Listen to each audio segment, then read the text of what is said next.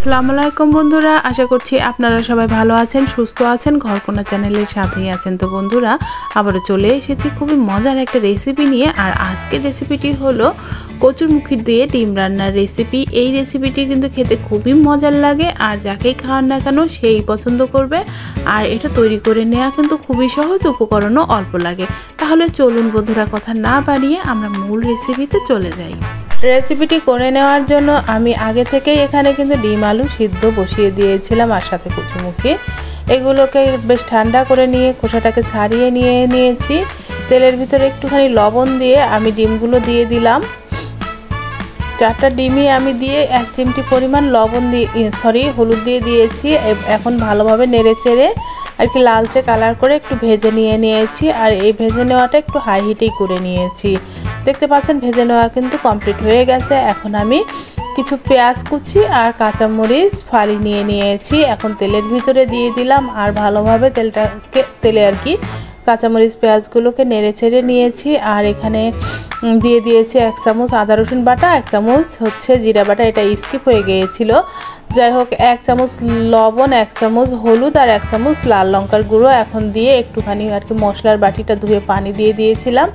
তো এখন এই যে দেখতে পাচ্ছেন কচুরমুখীর সঙ্গে আমি 4টা আলুও সেদ্ধ দিয়ে দিয়েছিলাম আর কি, সেগুলোকে একটু আধো ভাঙা করে নিলাম হাতের সাহায্যে। আর এদিকে আমার মশলাটাকেও কিন্তু পারফেক্টলি কষানো হয়ে গেছে। এখন এই যে দেখতে পাচ্ছেন এগুলোকে আমি এখন এই মশলার ভিতরে দিয়ে নিলাম। আর মশলার ভিতরে দেবার পরে খুব ভালোভাবে নেড়ে একটু কষিয়ে নেব।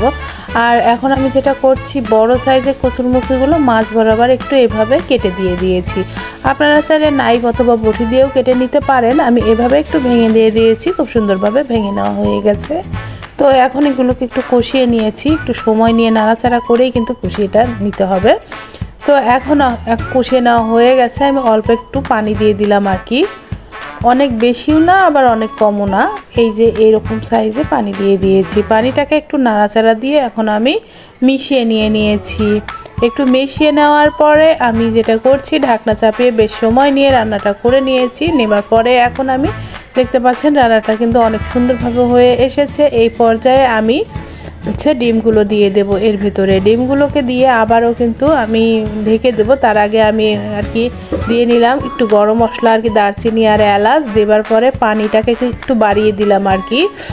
আমি এখানে যে পরিমাণ ঝোল রাখবো সেই অনুযায়ী পানিটা কিন্তু অ্যাড করে দিয়েছি। আর এই যে ঢাকনা চাপিয়ে বেশ সময় নিয়ে রান্নাটা করে নিয়েছি। আমি এর থেকে আর বেশি জ্বালিয়ে নেব না, কারণ এটা ঠান্ডা হয়ে গেলে অলরেডি ঝোলটা আরও ঘন হয়ে যাবে। দেখতে পাচ্ছেন আমি এইরকম রেখেছি, তবে আপনারা চাইলে আরও ঘন করে নিতে পারেন। তো এইরকমই কিন্তু অনেক মজার হয়। তো দেখতে পাচ্ছেন বন্ধুরা, রান্নাটা কিন্তু একদম আমার পারফেক্টলি কমপ্লিট হয়ে গেছে। আর দেখতেই পাচ্ছেন কতটা লোভনীয় হয়েছে।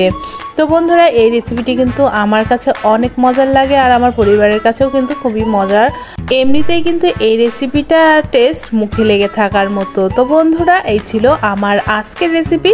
আশা করছি বন্ধুরা আজকের রেসিপিটি আপনাদের অনেক ভালো লেগেছে। ভালো লেগে থাকলে পরে অবশ্যই এক্ষুনি একটা লাইক করে দিয়ে আমার চ্যানেলটি সাবস্ক্রাইব করে আমার চ্যানেলের পাশে থাকবার অনুরোধ রইল। ফেসবুক থেকে দেখে থাকলে প্লিজ লাইক এবং ফলো করে দেবেন, আর বেশি করে ফ্রেন্ডস অ্যান্ড ফ্যামিলির সাথে শেয়ার করে দেবার অনুরোধ রইল। এরকমই মজার রেসিপি নিয়ে বন্ধুরা আমি কিন্তু আবারও হাজির হয়ে যাব। ততক্ষণ পর্যন্ত অপেক্ষায় থাকবেন, ভালো থাকবেন, সুস্থ থাকবেন, নিজের প্রতি যত্ন নেবেন, আর আমার জন্য বেশি করে দোয়া করবেন। আসসালামু আলাইকুম বন্ধুরা।